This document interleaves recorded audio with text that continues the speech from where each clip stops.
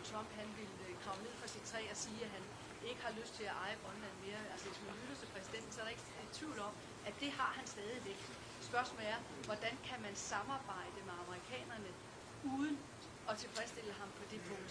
Hvad er det, man kan gøre, så også amerikanerne har en følelse af, at nu har de virkelig gjort det klart for hele omverdenen, at der skal ske noget mere i Grønland, og der skal være langt mere styr på den sikkerhedspolitiske situation. Det er jo det, man har sagt hele tiden. Men så har vi altså også en Trump, som siger, at han vil eje Grønland. Ja, og jeg står og kigger her igennem til.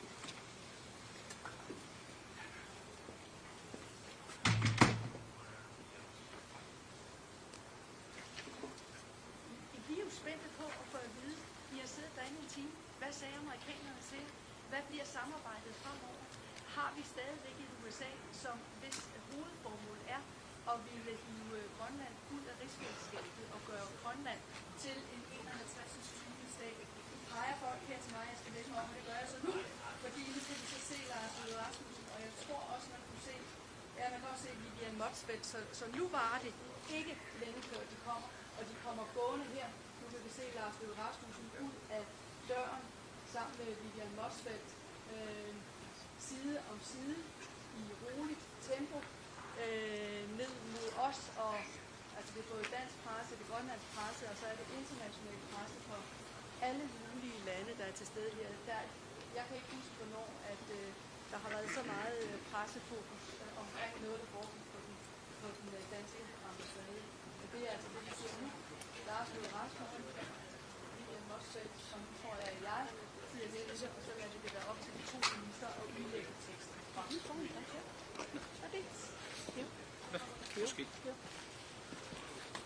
Okay. Good afternoon, ladies and gentlemen from the press. Minister Vivian Motzfeldt and I met with Vice President Vance and Secretary Rubio today. We came here following a number of, how should I put it, remarkable public comments on Greenland and Arctic security. Our aim was to find a joint way forward to increase Arctic security. What can the Kingdom of Denmark do more? What can US do more? What can NATO do more? The Kingdom of Denmark has already stepped up our own contribution by committing additional funds for military capabilities, not dock slates, but ships, drones, fighter jets, etc. And we are definitely ready to do more. The US has already a wide military access to Greenland. Under the 1951 Defense Agreement, the US can always ask for increasing its presence in Greenland, and therefore we wish to hear if the US had any further requests to make in this aspect. We would examine any such request constructively. Greenland is, through the Kingdom of Denmark, a member of NATO and has been that since the very founding of NATO in 1949 and is therefore also covered by Article 5. We have been pushing for quite a while in NATO for a stronger collective role in Greenland together with a number of allies, and we are eager to work with the US on advancing this agenda, and we are prepared to go further. Therefore, our aim was to find a common understanding on all these points and to launch, if possible, further in-depth work to deliver on them. On this basis, we had what I will describe as a frank but also constructive discussion. The discussions focused on how to ensure the long-term security in Greenland. And here our perspectives continue to differ, I must say. The President has made his view clear, and we have a different position. We, the Kingdom of Denmark, continue to believe that also the long-term security of Greenland can be ensured inside the current framework, the 1951 agreement on the defense of Greenland, as well as the NATO treaty. For us, ideas that would not respect territorial integrity of the Kingdom of Denmark and the right of self-determination of the Greenlandic people are, of course, totally unacceptable. And we therefore still have a fundamental disagreement, but we also agree to disagree. And therefore we will, however, continue to talk. We have decided to form a high-level working group to explore if we can find a common way forward. The group, in our view, should focus on how to address the American security concerns, while at the same time respecting the red lines of the Kingdom of Denmark. We expect that such a group will meet for a first time within a matter of weeks. And then I will pass the floor to my colleague from Greenland, Vivian Mosfeld. Thank you so much. Not repeating what already been said here, so I would like to say something in my own language, because there are many, many people in Greenland that follows, and for that I hope that you will allow me. So, asasakka nunaqatikka naringiraa tamas marinnaasusi ulloq uatsinnut pissanganarsimavoq oqaatigiirarali ullumik ataatimiineq ingerlalluarsimammat aamalu inimi ataatimiifigisatsinni атаққиқатигиинеқ ааллаавигалугу оқалеқатигиинерит ингерланнеқарсимаммата массаккуллу сиуму саммисимик оқалеқатигиинерит ингерлаққиннissaанут аққутиник уярлеқатигииниссатсиннут исимақатигиисималлута. I think that our meeting today and our commitment to find the right path is something that gives us to be able to see forward. And by saying that, I also committed on what Foreign Minister Lars Løkke Rasmussen already said. So thank you for that. Thank you. And then I think we take a few questions. Tom from BBC. Yes. Thank you very much, Prime Minister. Just first of all, you talked about the working group. Can you just give us a sense of what this means now? So what has actually been agreed you're going to do next, despite this, as you described it, fundamental disagreement? And you mentioned the dog slaves. In terms of what you've announced in terms of beefing up security in the Arctic around Greenland, when you hear that kind of language from President Trump about amounting to no more than 2 dog slaves, how does that make you feel? Well, that's actually quite a few questions at the same time. Well, I have known the President for quite a while, also in my former capacity as Prime Minister in Denmark, and I know his approach. But I must say, and even though he addressed things quite differently from what I would have done myself, there's also always a bit of truth in what he's saying, not about the dog slaves. Well, we also have dog slaves to our special forces. That's the way to, otherwise you couldn't come around in the northern part of Greenland. But I must say that, of course, we share, to some extent, his concerns. There is definitely a new security situation in the Arctic and the high north. All of us, transatlantic, took the peace dividend years ago. And we have the vision of keeping Arctic as a low-tension region. That's probably also why U.S. themselves have decided to have a much softer footprint in Greenland. During the Cold War, at some stage, they had 17 different military installations and military bases. Now they only have 1. They had like 10,000 personnel in Greenland. Now they have around 200. That's not our decision. That's a U.S. decision. And now the situation is entirely different. And of course, we have to respond to this.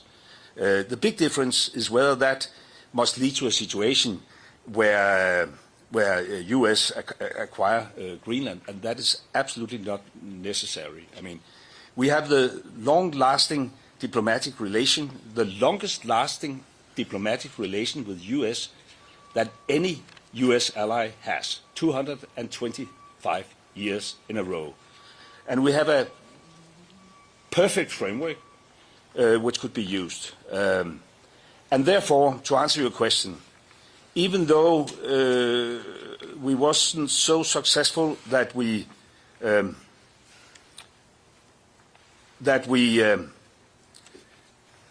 that we reached, a conclusion where our American colleagues said, "Oh, sorry, it was a totally misunderstanding. We give up on our ambitions." There's clearly a disagreement.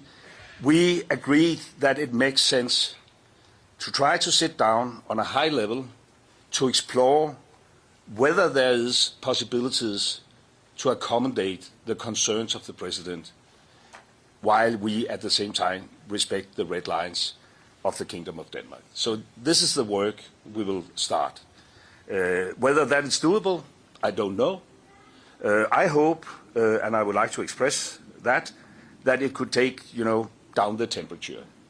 We have now had 13 months with this ongoing discussions in social media, and this is actually the very first time where we could sit down at a top political level to discuss it. And it was a great opportunity also for Vivian and I to go up against the narrative, because it is not a true narrative that we have, Chinese warships all around the place.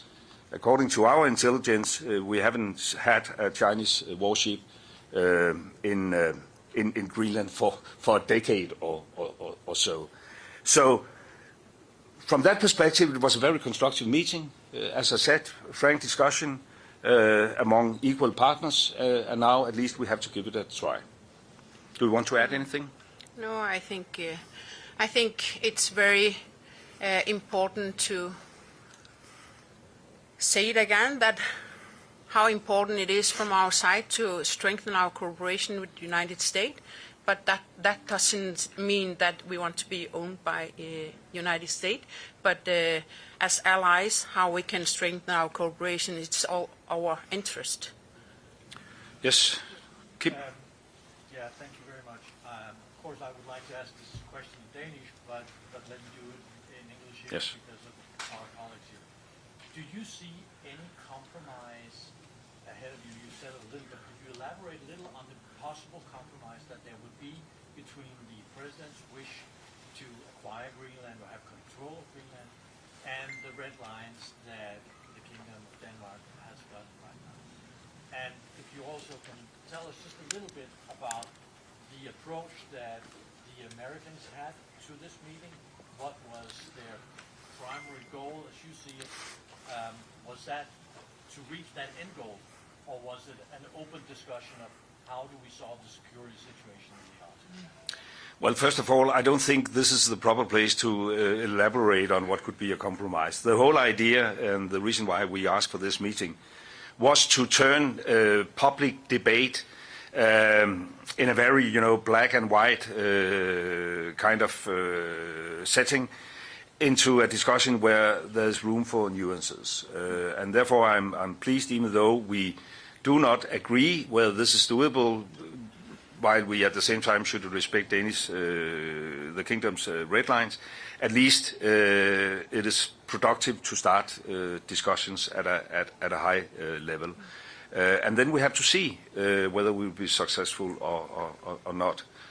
I would say, and that is probably in comparison to some of the public debate, that the meeting took place in a very constructive atmosphere, where we also had, as I said, the opportunity to at least challenge the narrative presented by the American president. And I think that is a necessity if we want to have a proper debate.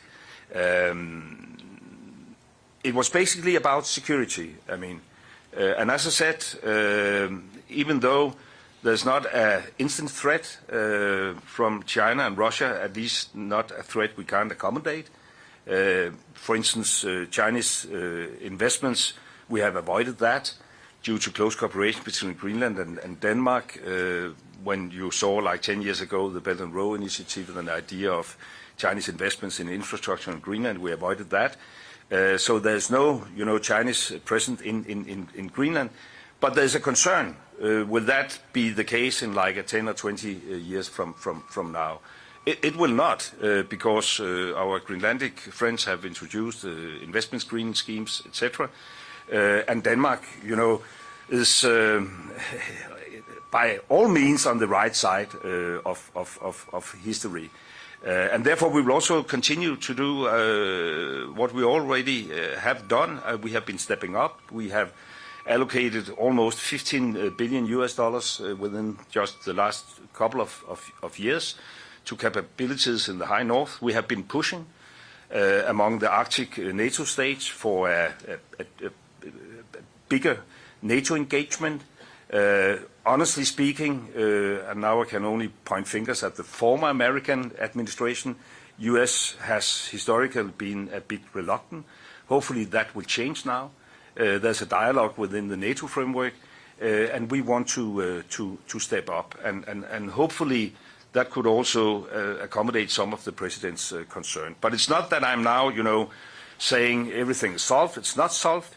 We didn't manage, but I honestly speaking, I didn't believe that was doable. We didn't manage to change the American position. It's clear that the President has this wish of conquering over Greenland. We made it very, very clear that this is not in the interest of the kingdom. There's a government in Greenland with support from 3/4 of the Greenlandic population. The Premier made it very, very clear yesterday that Greenland, for the time being and for foreseeable future, will remain within the Kingdom of Denmark. And therefore, this is a common position that we want to work with our American friends and allies, but it must be a respectful cooperation and it must respect the red lines. Should we take a very final question and then, yeah, come on. There's a fight going on now about, okay, yes. I would also like to, of course, ask a question in Danish. We can do that afterwards. For both of you. So you say you have had a constructive meeting. You said in Greenlandic, I could hear the translation, it was a good meeting. But how do you feel about going out of that room without the threat being off the table? So we still have the American administration that wants to have Greenland being part of the United States.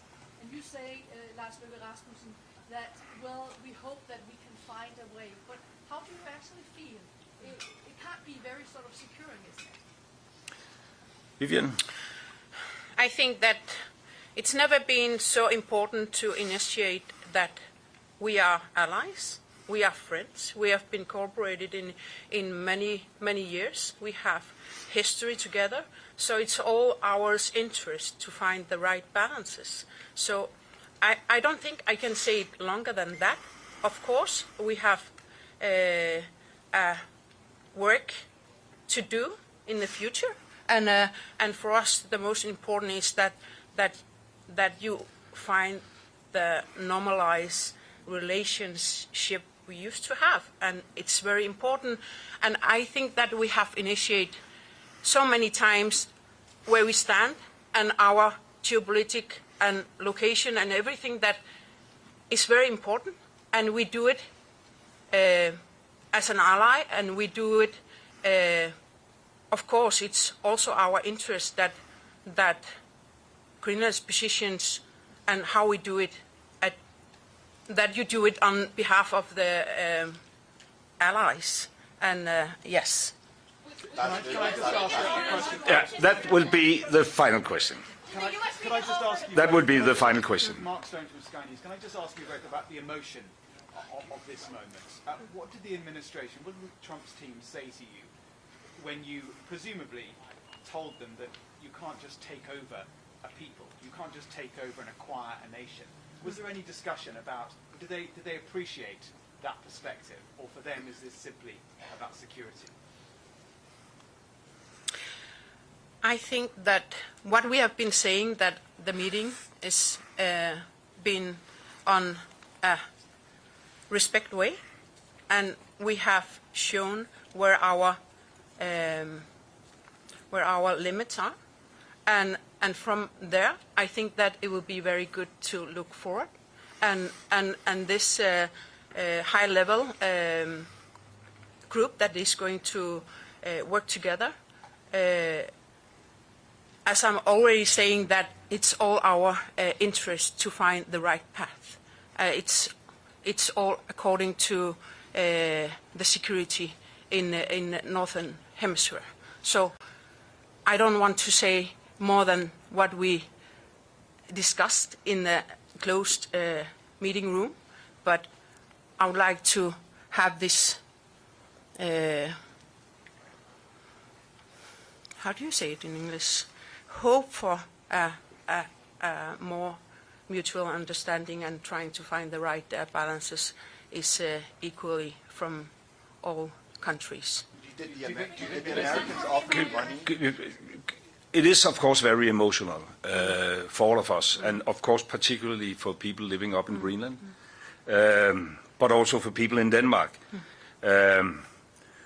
We have 17,000 Greenlandic people living in Denmark. It sums up to like 1/3 of the Greenlandic population. We have a lot of Danes living in Greenland, more than 1 out of 10, which just emphasize that Denmark and Greenland are, integrated, and it has been that for centuries. And we look at ourselves as U.S. closest allies. I've had this discussion with the president previously. In Afghanistan, we had exactly as many casualties as U.S. And I know very well that, the future is not necessarily about the past, but I think it is important also to have the past in mind. And we are eager to fulfill our promises. And even though our view on the situation right now around Greenland differs from public statements in the U.S., we share the concerns in a long-time perspective. And we want to work closely with the U.S., but it must, of course, be a respectful kind of cooperation. And we both took the opportunity, of course, also to express that it is not easy to think innovative about solutions when you wake up every morning to different threats.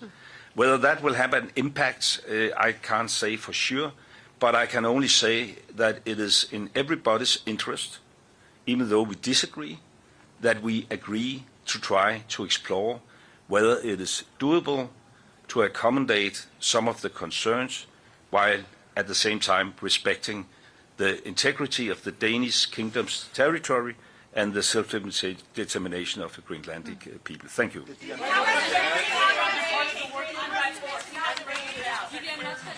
concerned are you that Trump will try to take Greenland by force?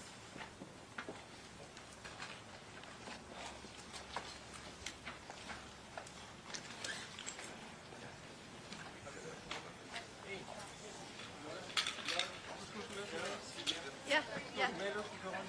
Oliver, hvornår skal vi være klar? Giv mig 5-10 minutter. Kommer du ud? Jeg lover, jeg kommer ud. Godt. Ja, jeg er klar. Han kommer ud, så får vi besked om.